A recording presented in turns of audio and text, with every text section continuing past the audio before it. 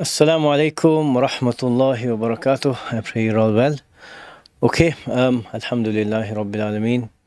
Let's resume our Q&A session. Okay, let's start. Al-Fatiha. Alhamdulillah. إياك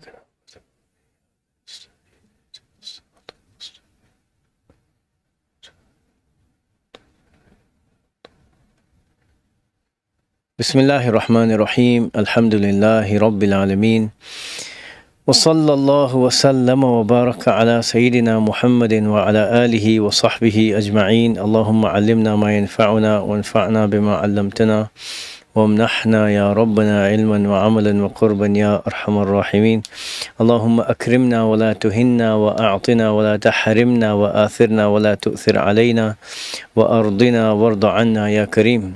Okay, Alhamdulillahi Rabbil Alameen. Allah bless you all. Walaikum salam wa rahmatullahi wa barakatuh. Fresh. Alhamdulillah. Okay, I have some questions here. Let me just answer one question. I didn't spot it last week. So the first question is, he's lost it. Can we cut our hair and nails in the first 10 days of Dhul Hijjah? And the Hanafi school's position is yes. Abstaining from cutting hair and nails is really for someone in Ihram.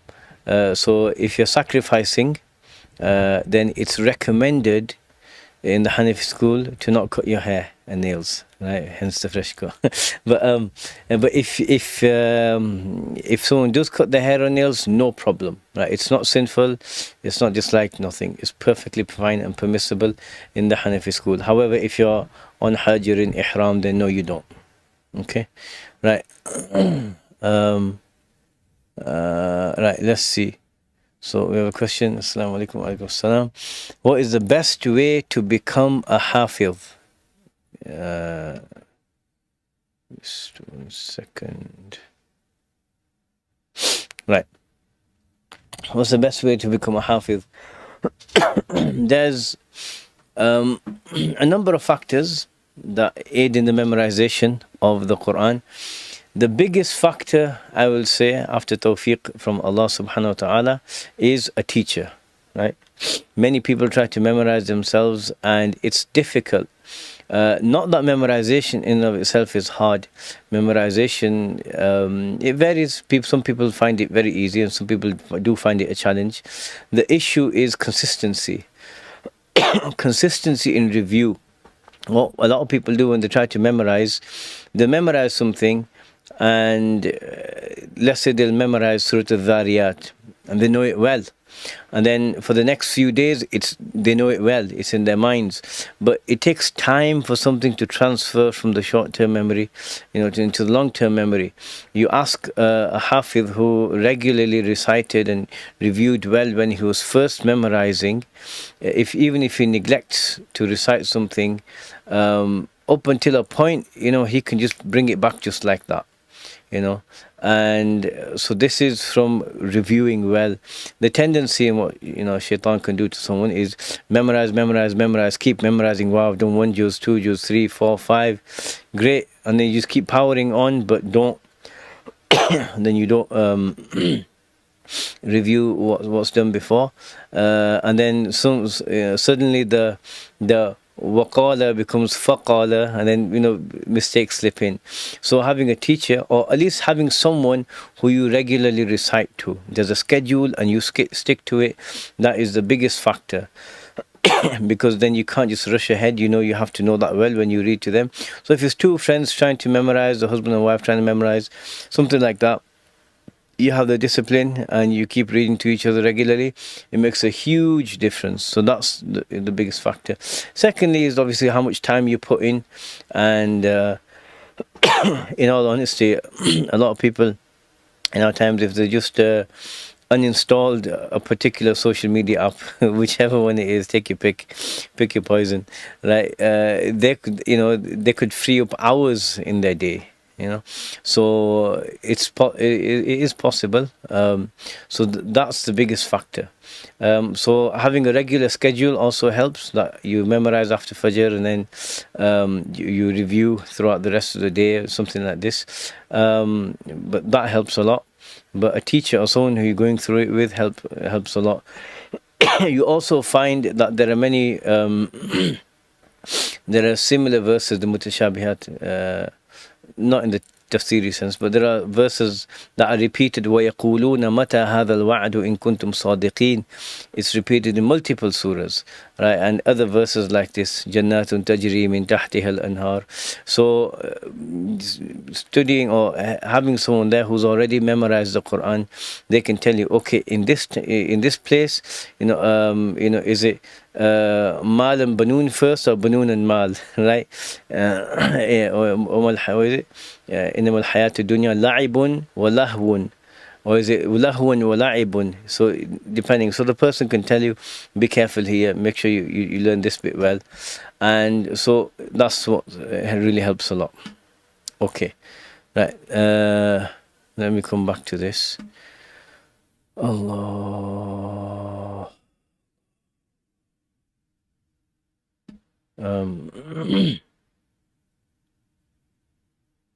The question, how does one improve their relationship with Allah? The first thing is tawbah. Oh Allah, I'm sorry for what I did, forgive me. So you learn what tawbah is and you go do it. Turn to Allah, ask for forgiveness, and resolve not to go back to what you're doing. And if you're stuck in something, if it's an addiction or just a practice you're struggling to get rid of, keep your tawbah in place every day, morning, evening, after every prayer, whatever. Turn back to Allah. Oh Allah, help me, I turn back to you from this. Even if you keep falling into it, that's the biggest factor, right? And then you have the hadith of wilayah, which the Prophet said, sallallahu alaihi wasallam, that Allah says that whoever shows enmity to an ally of mine, I declare war on him. And then the hadith continues to tell us that the things that Allah loves the most, the things through which people draw close to him, which are most beloved to him, are the obligatory actions. So do what's fard and do your best to avoid the haram. Then voluntary actions, nafil, fasting, prayers, these sorts of things. But dhikr, they say, is particularly beneficial, especially blessings on the Prophet sallallahu alaihi wasallam. And you learn your deen, right? من سلك طريقا يلتمس فيه علما سهل الله له به طريقا إلى الجنة. The hadith of Tirmidhi. The Prophet said sallallahu alaihi wasallam, whoever treads the path seeking knowledge, Allah will facilitate for him through that a path to the garden. So Allah facilitates it, right? So you learn with the intention of applying and drawing closer to Allah. Even if you struggle to apply something now, you say, oh Allah, make me so I can apply it easily. Right, and you keep learning, and don't be put off something that I don't want to learn this because I won't do it, and it'll be a case against me. Learn it, and if you struggle and you fail in applying it, tawbah, right, and keep turning back to Allah, and the day will come where Allah facilitates it for you to do it. So that's the rough of it. And then seek knowledge and learn from people who are recognized as being experts in this. Like for example, we've got courses, the on-demand courses. There's one by Habib Umar, and there's an excellent one by Shaykh Yahya on Al-Murshid Al-Ma'in, the guiding helper, Al-Mu'in, the guiding helper. A Maliki text has the beginning sections, tells you how to start this journey. That's an excellent place to start, right? Okay, may Allah facilitate it for all of us. Right. Where's this chat box gone? Yeah. Okay.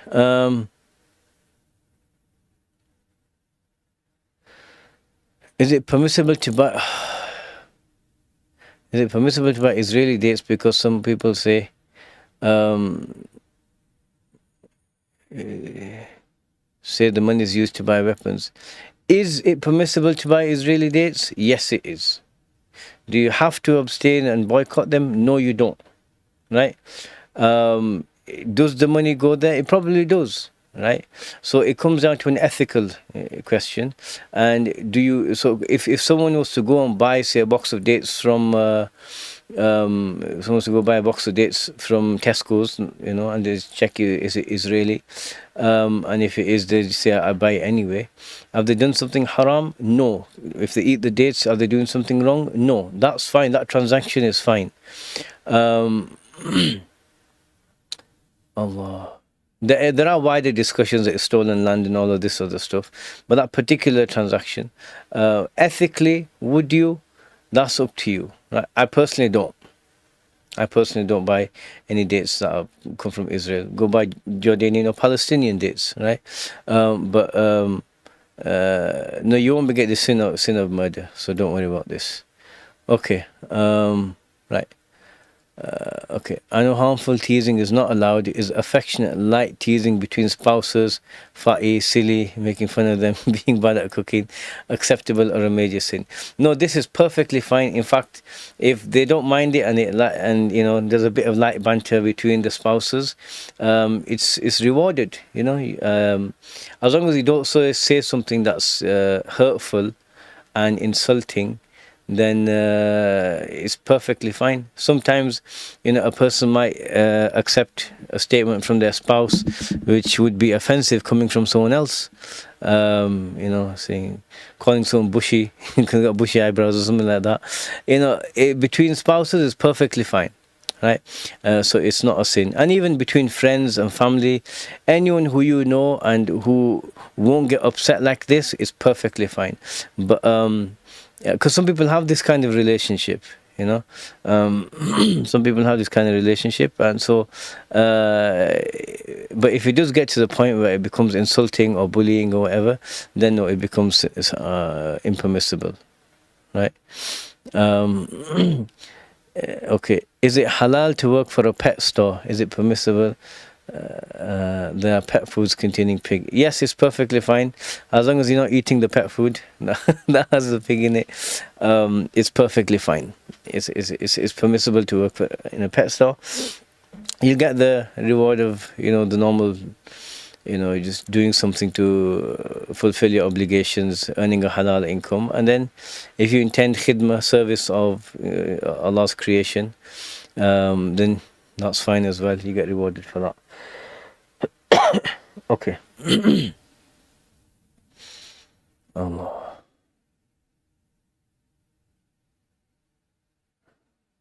Okay. Another question. Do step siblings count as mahrams? No. Step siblings do not count as mahram, as your mahram. When someone's young, when they're still children, and it's fine to have the other step siblings about, no problem.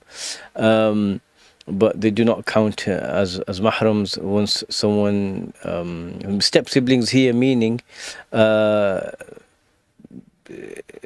siblings. Say for example, if your father married someone and she had children from another marriage, right? They're not your siblings, right?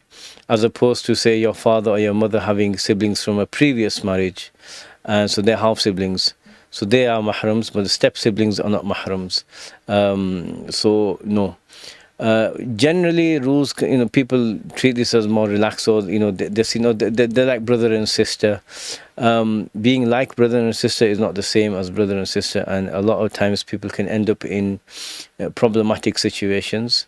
So no, the general rule in the Hanafi school, for example, even with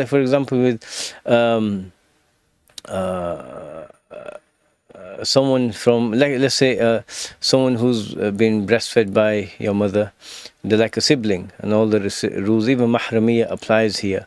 However, in any of these situations, even with real siblings, if there's a possibility or if there's a chance that things are inappropriate or problematic, or let's say a lady's just not safe around a particular person, no matter what the relationship, then it becomes haram to be around that person, even if alone, even if they are a mahram, right? So in general, the issue revolves around being a mahram, and specific circumstances when there's a possibility of fitna, then it becomes impermissible for two people like this to be alone together. right, or to travel alone somewhere. But otherwise, this is obviously rare situations. The fuqaha did address them, but generally this is how it is. Okay. Allah.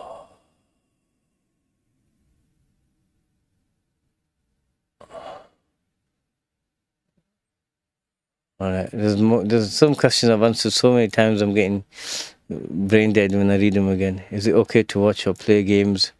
Go to my answer. I did it. I think 3 weeks ago now. Right.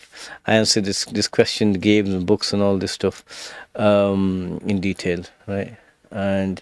But couples outside marriage kissing, helping. That's that would be an issue. Go refer to that answer. Right. Okay. How can we not panic about wasting time and the sins we are giving up slowly? How can we find peace and balance as we improve? A lot of the times people, when they panic, it's usually due to a mental health issue, right? Anxiety and OCD, when people think about the consequences of something and it's just seems a lot weightier in their mind than, it may be. The Prophet said, sallallahu alaihi wasallam, وَقَارِبُوا وَسَدِّدُوا, aim to do right and aim straight. Try to get as close as you can. Get as close as you can to being the way you should be, and aim straight. And if you fall short, right, you have tawbah. وَأَبْشِرُوا, and he said, and be happy. So sallallahu alaihi wasallam, in the beginning of the hadith, inna deena yusrun, the deen, the practice of the deen, you'd say is ease itself. So if you wasted time, then yes, in one sense, time wasted can't be regained, right? And it's priceless, it's gone. Okay. But what can you do? You can fix what remains. You can fix what remains and do your best, the best that you can. No one's expecting a person, right, as soon as you hit, 13, you're baligh now, that's it. You need to be like, one of the Sahaba, one of the righteous, scholars of the past or something. No one's expecting that of everyone. Everyone's on a journey, and you have to recognize that some things come with time. People who demand the perfection of themselves and others and then beat themselves up, don't do themselves any favors. Rather, in a sense, recognize your humanity, your weakness. Right? You can draw closer to Allah when you do something good through gratitude, and when you mess up, when you commit a sin, tawbah. Allah loves people who make tawbah. And then you also recognize that you're human, you're weak. Yeah, you have things to work on, and when you recognize this, it helps keep shaitan a bit at bay as well. Like, look, I'm not perfect. I have mistakes. I have sins. It's important that I just try to improve, and with that attempt comes, acceptance from Allah subhanahu wa ta'ala. Every time you do good, ascribe it to Him and thank Him. And every time you mess up, say, I messed up, my fault. Oh Allah, forgive me. And so if you're not doing everything you can't, sometimes people need to take the foot off the accelerator. You can't always be, 110%, because it breaks you. Right? You need time to relax. So if you're wasting time, intend at that time, I'm easing off here so I can worship better later. I can be better later. So reframe it in that way. Look at it from that perspective. And sins that you're giving up slowly is taking time. If it was that easy, people would just click their fingers and be sinless, wouldn't they? It's a challenge. That's why, in spirituality, they call it mujahada and riyada around other people, your dealings with other people, but with just in general, in improving yourself, mujahada is a struggle against yourself.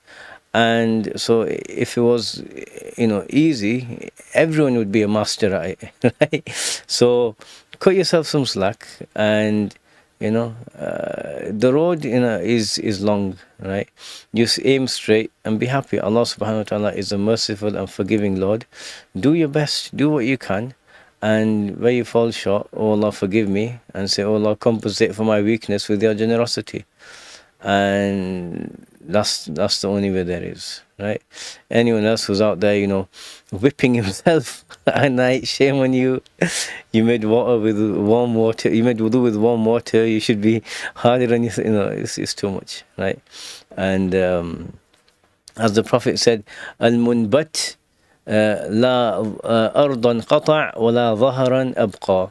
Someone who drives his animal, his riding animal, meaning his self, his ego, someone who drives it really hard, doesn't cross any lands, and neither does he let his animal live. His animal dies because he's just exhausting it, and it dies of exhaustion. He doesn't get anywhere. So take it easy. Yeah. And remember the hadith about the man who came to the Prophet sallallahu alaihi wasallam, and he asked about just doing the 5 pillars, and treating the halal as halal and haram as haram. Is that enough? Will he get into paradise? And the Prophet told him yes. And then he said, I'm not going to do any more than that. Right? And he went off. And the riwayah in Sahih Muslim, the Prophet said, Aflaha in sadaq. If he spoke the truth, I believe in Sahih Muslim, if he spoke the truth, then he's successful, he's going to succeed. So go easy on yourself, right? Okay.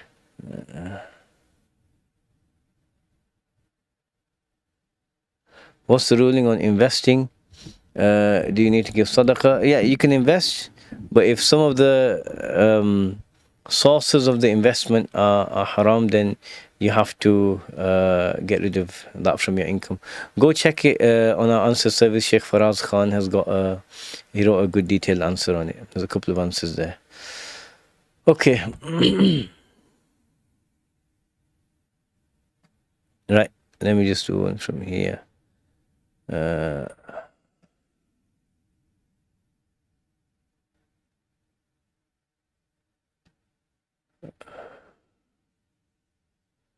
Does involuntarily inhaling perfume invalidate one's fast? No. Deliberately or involuntarily inhaling perfume does not invalidate your fast in the Hanafi school. I think it's a problem in the Shafi'i school, but it's not in the Hanafi school. Perfume is different to something like oud, right? The wood that they burn that produces the smoke that smells nice.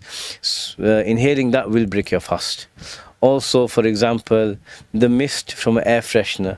If you get an air freshener and or in any aerosol, right, and you spray it, and then that mist immediately, if you go and breathe it in, it'd be like steam or something, or some of the ulama have said. That would invalidate your fast.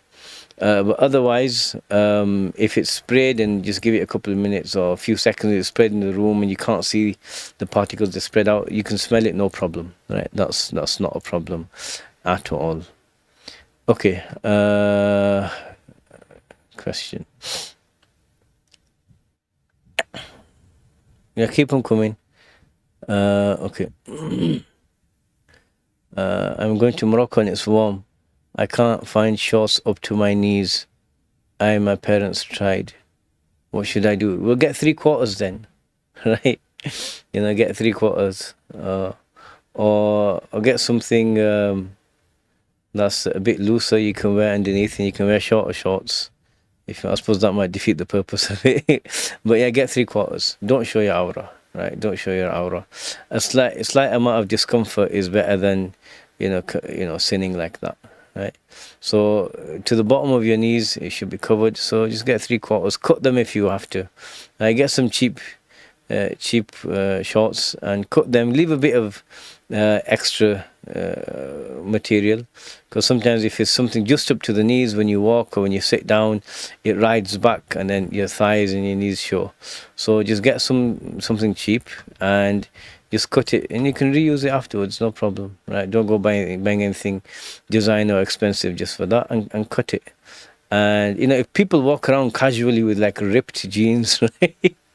With ripped jeans and t-shirts, and they're not bothered about it, so something you've cut yourself won't really be an issue. Okay. Allah.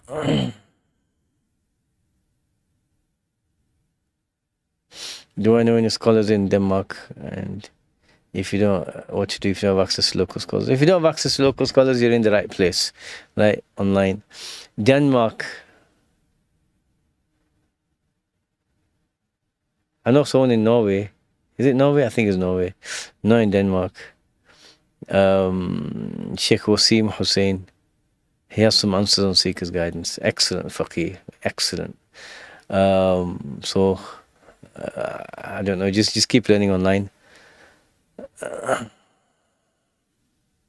Does not wearing beautiful clothing for the prayer make the prayer imperfect if I just wear pure normal clothing? You don't have to go buy, an expensive, designer suit just to pray in. Just normal clothing. Something that you'd be seen outside with. You wouldn't want the opposite. That's fine.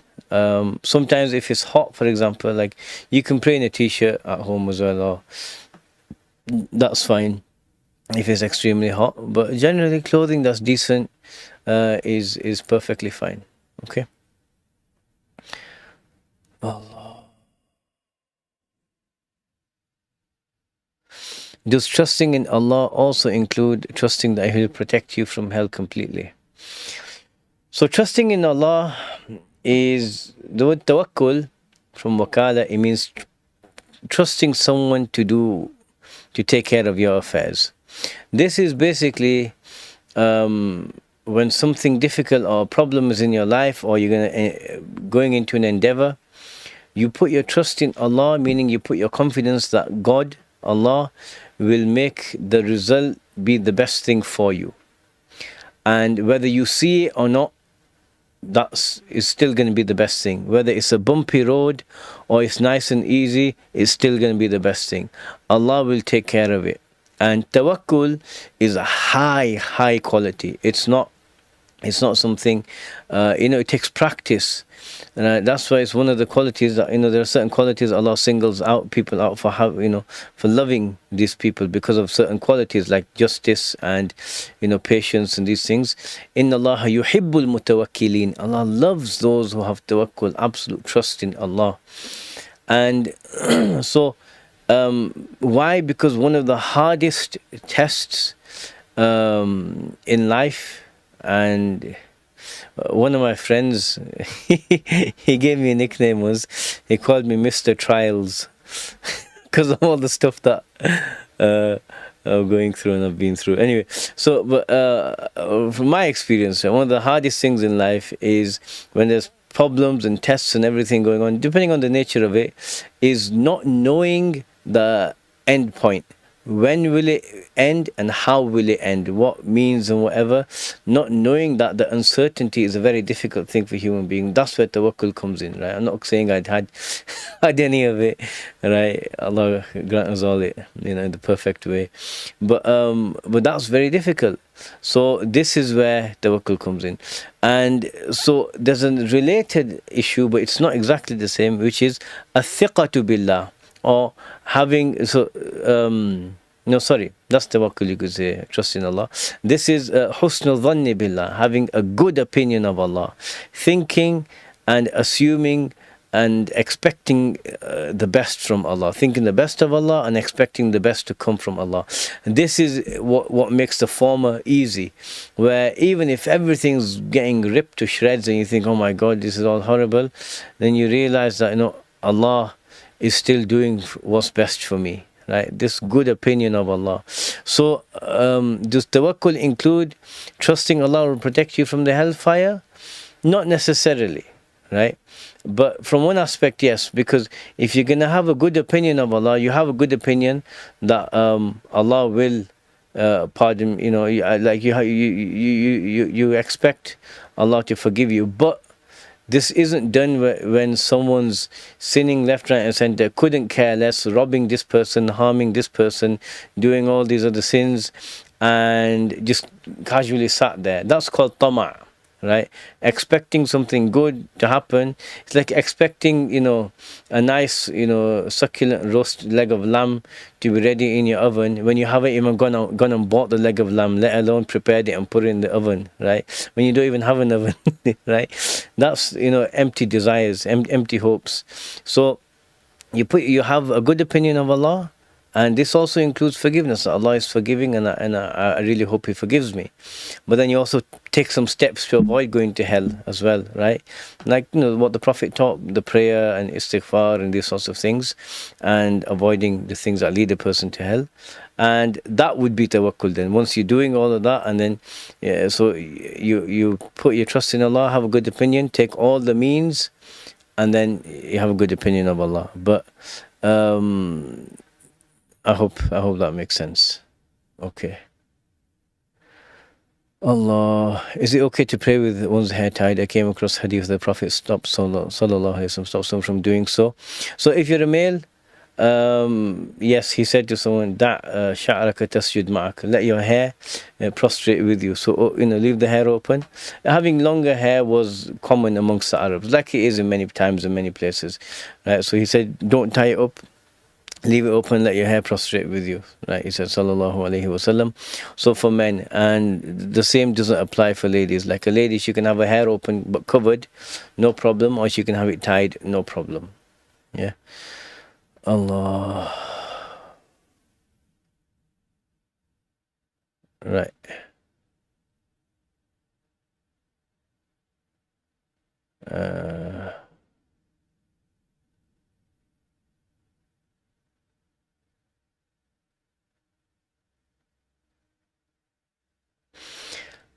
How can we recognize jinn possession? Allahu a'lam. This is more of it's not a field of knowledge, but it's more of a practical thing, and people have experience in it. So you find someone with experience. Allahu a'lam. Sometimes people can see the jinn. So, there's people like that out there. Sometimes, like they wake up with bruises in certain spots, or they feel like there's a jinn sat on their chest at night. All of these things are real, right? So I don't know how you can recognize it, but I know how you can deal with it, which is slavehood to Allah, right? Which starts with the prayer. You have people who, firstly, I don't know how common this is. This is more common in certain parts of the world than it is in others, but it does exist. It's not like it doesn't exist. I know a number of people that have been afflicted. Allah protect us all. But sometimes you have these people who don't pray and don't do any dhikr or anything, and then if they're afflicted by this, they just have a recording of Surah Al-Baqarah playing in the house, right? Okay, yes, the house in which Surah Al-Baqarah is recited, shaitan flees from it. But go do something yourself as well. Don't just leave it to the loop on your audio player. So the 5 prayers, I once spoke to an exorcist, and what an experience that was. I went with someone who was having some problems, and hilarious. Anyway, but I won't share much, but one thing he told me, I said, how did you get into it? And he said he was in Afghanistan in the 80s, the war between Russia and Afghanistan. And he said some man that was fighting with them, he jumped off a cliff, and so they went down to see is he alive, and he was alive, but he's someone that didn't know English, but he was speaking fluent English. So they called this exorcist. He wasn't an exorcist then, and he started speaking to him in English. He said, "Who are you?" And he gave some Christian name. The jinn was a Christian. That's what he told me. And he said, why have you taken possession of him? He said, the Pope sent me. Allah knows best. Allah knows best, right? But anyway, so he did it for like 20 years after that. And I said to him, right, I said, tell me honestly, someone who prays and does the adhkar that the Prophet taught, the dhikrs of protection, morning and evening, Bismillahi alladhi la yadurru ma'a ismihi shay'un fil ardi wala fis sama'i wa huwa as-sami'ul alim, or a'udhu bi kalimati Allahi tammati min sharri ma khalaq, or reading the last 3 surahs 3 times each morning and evening, or Ayatul Kursi after every prayer, can such a person be affected by the jinn and magic and these sorts of things? He said no. Right? Yes, there are always going to be exceptions. Allah can test anyone with anything, right? the Prophet sallallahu alaihi wasallam was afflicted with magic, through magic, but that was a means of us learning about the last two surahs and their blessings and their virtues. So sallallahu alaihi wasallam. So Ayatul Kursi after every prayer, the same, the adhkar of the Prophet, the 5 prayers. If a lady is not praying, then dhikr, sending salawat, blessings on the Prophet sallallahu alaihi wasallam.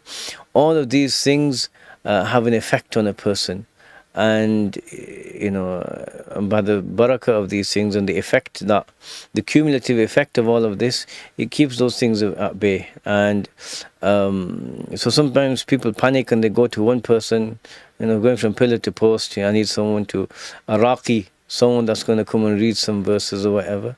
Go read them yourself. Yes, there might be a stronger effect, someone who's righteous and praying or whatever, but Allah's testing you, and a lot of times this test is to turn you back to God. So go back to Allah, and but I don't know how to recognize it. I have seen some things that some are just strange, where someone I know was asked to bring a shirt, so he took a shirt. And the guy measured it with his handspan or whatever. It was like 3 handspans or whatever. The arm, he measured the arm. And then he recited something and blew on it. And then he measured it again. And he's like, it's exactly the same length. And I was thinking, what do you expect? But it turns out, apparently he was saying that if someone had been affected by magic or something, that its length would appear differently. I don't know. Allahu A'lam. Like I said, it's not a branch of knowledge. It's things people do. Like that, like what they say some of the Indo-Pak scholars said that if someone's got the evil eye, burning a black thread or something in front of them, or some chilies or something like that. Not burning a black thread. That's not. Some chilies or something to do with some spices or something, that it undoes it.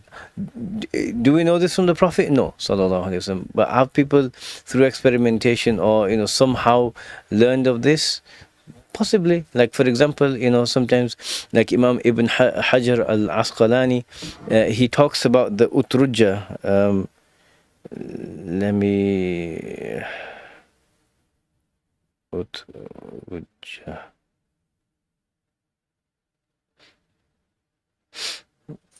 So there's a particular fruit. It's a type of citrus fruit, citronella. So I don't know if you can even see it. It's too bright. Citronella. Anyway, just Google it, right? Citron and then ella.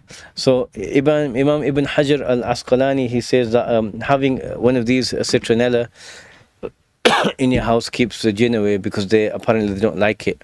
Is this revelation? No. But maybe someone would have been inspired with it, but it's not from the Prophet sallallahu alaihi wasallam. So these sorts of things. But Allah knows best. But the best defense against jinn possession is going to the Lord of the jinn, and asking him to protect you. And Allah subhanahu wa ta'ala knows best. Alright, let's have a look. Is stealing an item from a friend in-game virtual world haram? No, because it's not real. Unless there's an item that has some monetary value to it. Let's say all this meta stuff went off, and in the virtual world, just like you have intellectual rights and property, if something is of value, if you were to steal that virtually, yes, but in a game, no, it's fine. What about if it's from a NPC? Yeah, that's fine as well, no problem.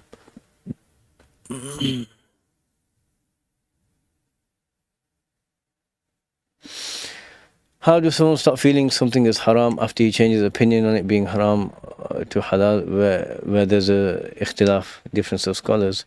You just say, look, those who know more than me have said this about it. There's a ikhtilaf, and the truth is with Allah.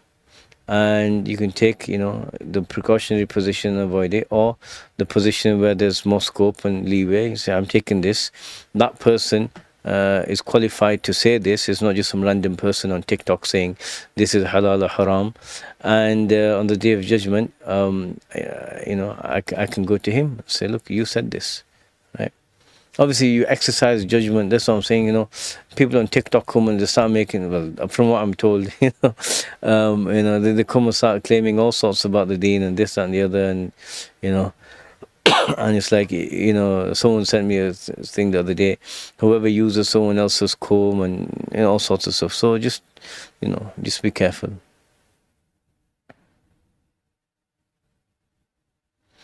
What advice would you give to a Muslim brother suffering from depression? Yeah, go see a professional mental health professional. Go see a therapist. Maybe some medication will help. Certainly, therapy helps. Go see a professional. Don't just sit there and suffer in silence. I know it's very hard, but reach out to someone, and ideally a professional. Get someone close to you to help you. Even if you can't be motivated, tell them. And I've got a number of answers on this on Seekers Guidance. Go check them. But I also did a seminar on this, mental health and how to get therapy. So if you just Google Seekers Guidance Being Balanced, go. You have to take the bull by the horns. There are certain things, I know it can be difficult, but there are certain things that if you don't do something about it, it worsens over time. And maybe a change in your situation. Depression, a lot of the times it comes about because when someone feels like an injustice has occurred to them. So consider that. But yes, go see a mental health professional. Don't listen to the aunties that say, yeah, you know what, if you get some cod liver oil and if you get some black seed oil and a tablespoon of honey and put in some cardamom and have that at night with milk, you'll be all right. Forget that. Right? Go see someone who knows, who's qualified and subject to a body of practice. Go see them. How to be good at seeking forgiveness, but still have real fast, but still have real sincerity. Quality is better than quality. Sorry, that didn't make sense. Quality is better than quantity, right? So why doing it fast? Instead of doing it fast just to get it over and done with, just spend a little bit of time every day. Even if it's 30 seconds, but just sincerely ask. No need to rush it. And you don't need to be doing it over and over. The more the better, great. But, give it its due. Give it its due. Don't just try to find a shortcut out of it. Should you play video games? I've answered this in detail multiple times on this very stream. So go back to the streams from 2 weeks and 3 weeks and 4 weeks and 5 weeks ago, and you'll find the answers there in detail as well. Allah bless you with expectancy. Okay.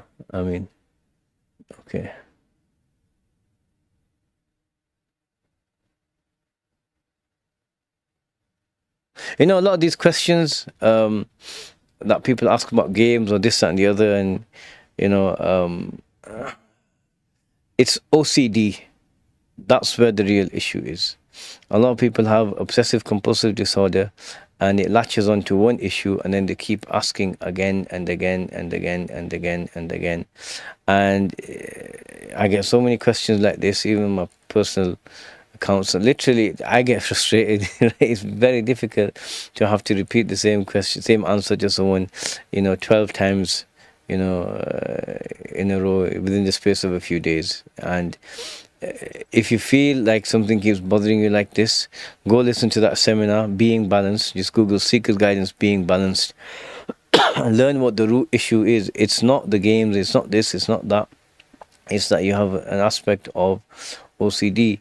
And the problem with someone having OCD is, I can answer your question, but what happens with OCD is people are left, they might be intellectually satisfied, but they're left with a feeling. Like someone who's washing his arm in wudu, and he's washed it, and you can literally get some equipment, check every millimeter of his arm, square millimeter of his arm is wet. I didn't wash it properly. Maybe it's not wet, right? That's the thought, right? It's a feeling which they interpret into a thought. And that's what they keep focusing on over and over and over again. So if you answer the question, another question comes, that feeling returns. And if you answer another question, another one comes, that feeling returns. Deal with the root cause. Deal with the OCD. That's where you'll get it, right? Honestly, like in the past, honestly, I've had questions come where it's like 2,000 words. And it's like, like 55 different, questions around the same issue, and they need a specific answer for every single one. Why? It's OCD, right? Deal with that, okay? And that's how you get past this. So someone is saying, other than Shaykh Wasim saying, you can go to DI Center every other Sunday for tafsir with Shaykh Abdul-Samad Clark. There you are. Great. Okay.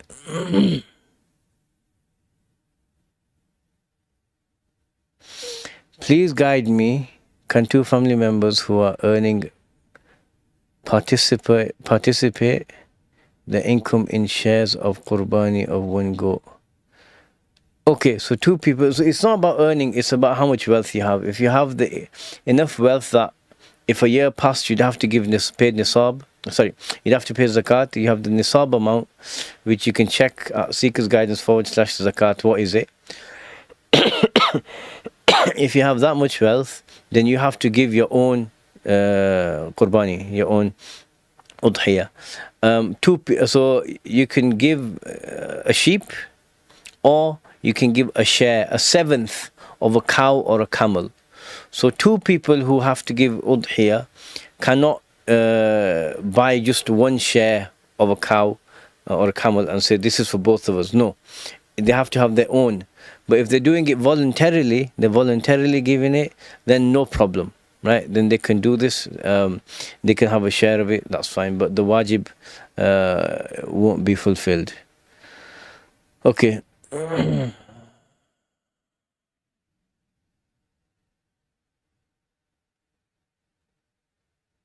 You only need to ask the question once.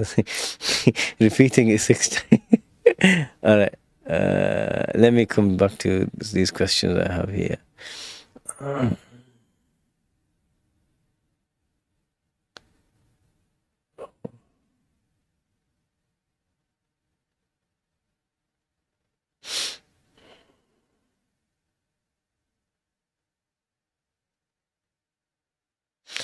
Are prayers repeated if hair is showing?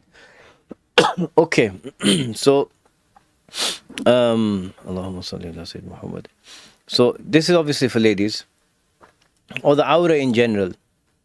So we're going to talk. So what you need to bear in mind is what we call a small amount or a large amount of aura.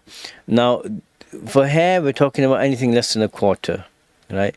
For other places also less than a quarter, but different limbs and stuff vary. So do study this. I can't stress enough how important studying fiqh is. It's empowering. Once you study it, you can answer specific, and you'll have the general answer to a lot of issues. Study it properly with the faqih. So that's really important. So if the aura is showing, especially with hair, say if the quarter of the hair is showing, for the length of time it takes to say Subhanallah in a measured way, in a slowish way, 3 times. Which I tried it that day, it was 4 seconds. So let's go with 4 seconds. So if a lady's hair is showing, or let's say a quarter of the hair is showing for more than 4 seconds, yes, the prayer is invalid, right? So, but if it just shows quickly, let's say she stood there and a fan goes and then it just blows her clothing up and her hair shows more than a quarter, half of it shows, and then the cloth comes down again. But if it's just for a second, no problem. So for a large amount, which is a quarter or more, it's only a long time, right? But if it's no matter how much, even if it's a large amount, but it shows just for a short space of time, less than that time duration, no problem. But if a small amount of hair shows, If it's just a little bit, even if it's for a long time, it doesn't invalidate the prayer. You can still keep praying, no problem.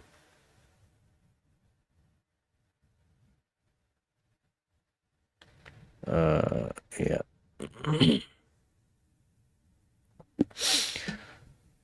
Oh, let's have a quick look. All right.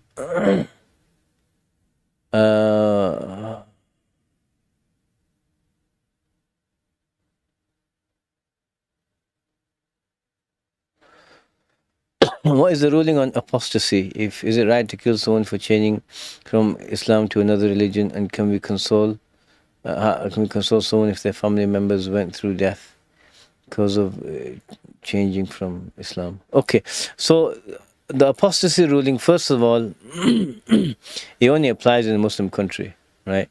And it only applies if the Imam decides, if they decide to apply the ruling, right? It's not like, it's not a vigilante thing where, someone down the road is no longer Muslim, right? Get my shotgun out or something, something like that. It's nothing like that. So this is one thing. Secondly, I think we do have some answer. I think I did write something in detail on this issue once as well in the past. So just check our answers. But it's a rule of a religion, and I don't have time to go into the nuances of it. But generally, what you find with a lot of apostates is, firstly, they're harming themselves, right, by leaving a true religion, and there's proofs to why it's true, right? So that's one thing. But a lot of the times, what they do, they go and they start pulling everyone, other people out of it, which people who are don't have as much knowledge as them, or are liable to get confused. They do this, and it harms others. Right. So anyway, that's the ruling, and we won't talk about it in detail. But here in the West, no, right? You don't do any of this vigilante sort of stuff. So and no one's forced to accept the religion. They do so out of their choice. Changing it and leaving it does have consequences. And why? Because it's in their ultimate interest and the interest of the whole society that everyone remains as believers. So that's in a nutshell. But we do have some detailed written answers. So how should one rejoice in the bounty and mercy of Allah? Feel happy, Feel happy. The Eid is coming up. It's a day of Allah's generosity being manifested. Just think about it and think about the gifts that you have, and that Allah subhanahu wa ta'ala has made those gifts a means for you to get to paradise. And in paradise, He's going to give you even more. And think about the kindness and generosity of Allah. You'll automatically feel happy and wanting to rejoice. Allah. What's the sunnah of having an Eidgah? Eid prayer outside. The sunnah is that it's done ideally in the outskirts of a town or a city, and so wherever. So the conditions of the Jummah apply. So if the Jummah is obligatory in a particular place, so in most towns would be considered the size of cities in the past. So yes, if it's a village with 2 Muslims or 3, then no, right? And how many should a small town hold? 1, right? It's as simple as that. It should be 1, but unfortunately, it's not the case, right? Politics come into it. I've seen situations where racism comes into it, and it's just 1 should be better. It would be better, but what can you say? Anyway.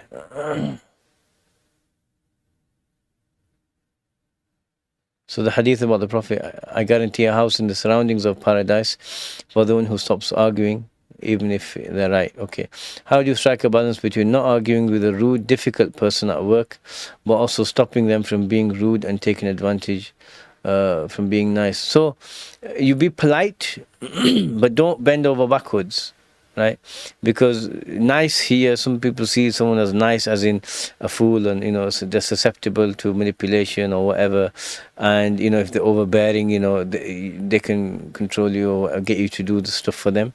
You just be polite and firm. So if they're rude, minimize your contact with them. You don't have to, have a chit chat. Did you watch the football last night? You don't have to do any of that. Just, give them the polite, nice treatment. How are you doing? Are you okay? Great. Get on with your work. If you need to, excuse me, can I just borrow you? Can I just have your attention for a minute? Just speak to them nicely, and then when it's done, move on. Right? That's how you do it. So they'll figure out this person doesn't really want to interact with me, and if they force an interaction, just say, look, I prefer not to interact with you, because I don't like your tone of voice. I don't like the way you're rude. So just please don't interact. And then there's a hierarchy. You have management in workplaces. There's people you can go to, right, if it gets out of hand. How does one practice self-acceptance correctly? This is not an Islamic topic. Rather, ask Allah to accept you, and just recognize, who you are.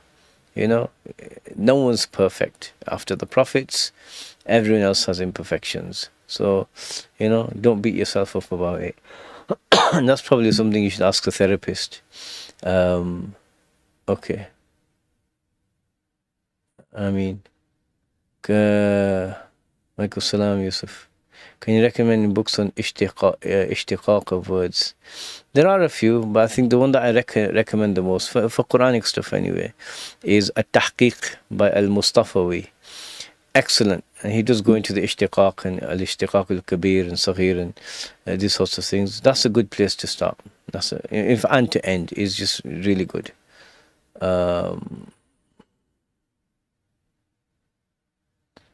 Do the OCD and just ask Allah for help and take the means. That's all you can do, isn't it? And you won't be punished in the hereafter for not saying Bismillah before killing a guy. If you intend to and then you forget, then it's fine, isn't it? You don't worry about it. Thank you so much. You're welcome. Okay.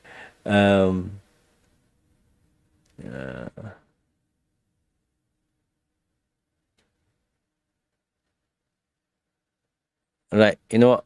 Let's stop here. The basketball question goes back to the games question, right? I've answered that. Okay, Allah bless you all. If it's Yawm al-Arafat today, and I believe it would be, Allah accept it all from all the Hujjaj. Please pray for me. I'll pray for you all. And may Allah give you all a very happy Eid with your loved ones.